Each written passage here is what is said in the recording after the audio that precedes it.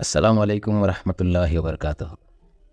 ہم اپنی زندگی اکثر ڈر ڈر کر جیتے ہیں اور اسی طرح جیتے جیتے اپنی زندگی گزار دیتے ہیں، اور پھر پتہ چلتا ہے کہ جس کے بارے میں ہم ڈر ڈر کر جیتے تھے وہ تو کبھی ڈر آئے ہی نہیں ہماری زندگی میں، کیونکہ وہ تو صرف خیالات تھے جس کی وجہ سے ہم بے چین رہتے تھے، اور خیالات ہمارے دماغ میں آتے تھے اور ہم اسے محسوس اور فیل کر لیتے تھے، جس کی وجہ سے ہم اپنی زندگی خوشی کے ساتھ جی نہیں سکے۔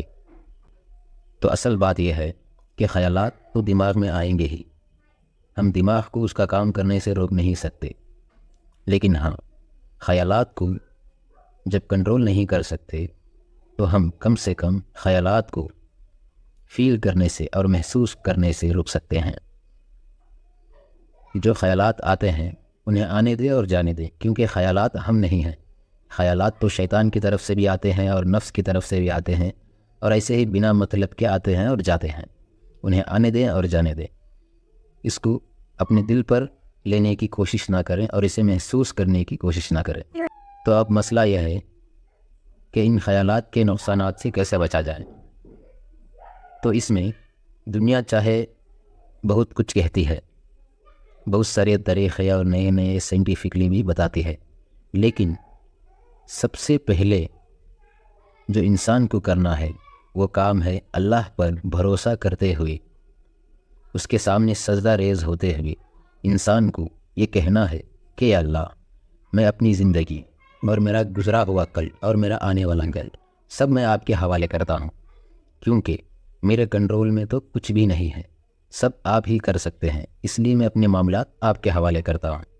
رب وہ ہے جو پیدا کرتا ہے اور ہر ضرورت کو پوری کرتا ہے۔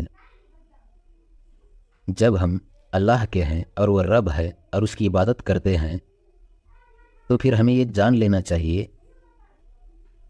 کوئی پرابلم تو اللہ کے لیے پرابلم ہے ہی نہیں، چاہے وہ کتنا بھی بڑا ہمیں لگے۔ تو جب ہم اللہ کو اپنا رب مان چکے ہیں، اس پر پورا بھروسہ کر چکے ہیں اور اس کے سامنے سجدہ کرتے ہوئے یہ مان چکے ہیں، تو پھر ہمیں اللہ پر چھوڑ دینا چاہیے اپنے معاملات کو۔ اب ہمیں مایوس ہوتے ہوئے زندگی گزارنے سے بچنا چاہیے، کیونکہ مایوس تو شیطان ہوتا ہے۔ اللہ کی رحمت سے ہمیں کبھی مایوس نہیں ہونا چاہیے۔ جو زندگی اللہ نے دی ہے اسے پوری طرح گزارے۔ ابلیس کا مطلب کیا ہے؟ ابلیس کا مطلب یہ ہے کہ ابلیس اللہ سے مایوس ہو چکا ہے۔ ہم تو انسان ہیں، ہمیں مایوس نہیں ہونا چاہیے۔ جب بھی مشکلات اور خیالات آئیں تو ہمیں اللہ کے اور قریب ہو جانا چاہیے۔ ہمیں اپنی زندگی کے ڈر اور بیکار خیالات کو محسوس کر کے اس کے نقصانات سے بچنے کے لیے یہ بات یاد رکھنا بہت ضروری ہے کہ جس طرح اللہ تعالیٰ یہ ایک ننھے سے پودے کو سخت زمین پھاڑ کر نکالتا ہے، اسی طرح اللہ تعالیٰ ان پریشانیوں اور مشکلات سے ہمیں بھی نکال دے گا۔ اسی کو کہتے ہیں اللہ تعالیٰ پر یاد رکھنے پورا توکل، کہ جو اللہ کے دوست ہوتے ہیں ان کو نہ کوئی ڈر ہوتا ہے، نہ کوئی خوف ہوتا ہے، نہ ماضی کا ڈر ہوتا ہے، نہ مستقبل کا، کیونکہ وہ انسان اپنے تمام معاملات کو اللہ کے حوالے کر دیتا ہے اور اس بوجھ کو اپنے سر سے ہٹا دیتا ہے۔